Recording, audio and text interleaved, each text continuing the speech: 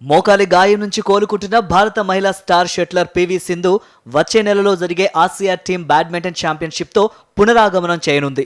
ఫిబ్రవరి 13 నుంచి 19 వరకు మలేషియాలోని షా ఆలంలో జరిగే ఈ టోర్నీలో పాల్గొనే భారత మహిళల, పురుషుల జట్లను మంగళవారం ప్రకటించారు. గత ఏడాది అక్టోబర్లో ఫ్రెంచ్ ఓపెన్లో పాల్గొన్నాక సింధు మోకాలి గాయంతో ఆటకు దూరమైంది. ప్రస్తుతం బెంగళూరులోని ప్రకాష్ పదుకునే అకాడమీలో ఇండోనేషియా కోచ్ అగుస్ ది శాంతోసో పర్యవేక్షణలో సింధు శిక్షణ తీసుకుంటోంది. భారత మహిళల జట్టులో సింధు, అన్మోల్, తన్వి శర్మ, అష్మిత, ట్రెసా జాలీ, గాయత్రి గోపీచంద్, అశ్విని పొన్నప్ప, తనిషా క్రాస్టో, ప్రియాదేవి, శృతి మిశ్రా ఉన్నారు. పురుషుల జట్టులో ప్రణయ్, లక్ష్య సేన్, కిదాంబి శ్రీకాంత్, చిరాగ్ సేన్, సాత్విక్ సాయిరాజ్, చిరాగ్ శెట్టి, ధ్రువ్ కపిల, అర్జున్, సూరజ్ గోలా, పృథ్వీరాయ్లు ఉన్నారు.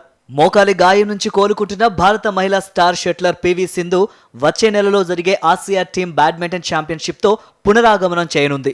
ఫిబ్రవరి 13 నుంచి 19 వరకు మలేషియాలోని షా ఆలంలో జరిగే ఈ టోర్నీలో పాల్గొనే భారత మహిళల, పురుషుల జట్లను మంగళవారం ప్రకటించారు. గత ఏడాది అక్టోబర్లో ఫ్రెంచ్ ఓపెన్లో పాల్గొన్నాక సింధు మోకాలి గాయంతో ఆటకు దూరమైంది. ప్రస్తుతం బెంగళూరులోని ప్రకాష్ పదుకునే అకాడమీలో ఇండోనేషియా కోచ్ అగుస్ ది శాంతోసో పర్యవేక్షణలో సింధు శిక్షణ తీసుకుంటోంది. భారత మహిళల జట్టులో సింధు, అన్మోల్, తన్వి శర్మ, అష్మిత, ట్రెసా జాలీ, గాయత్రి గోపీచంద్, అశ్విని పొన్నప్ప, తనిషా క్రాస్టో, ప్రియాదేవి, శృతి మిశ్రా ఉన్నారు.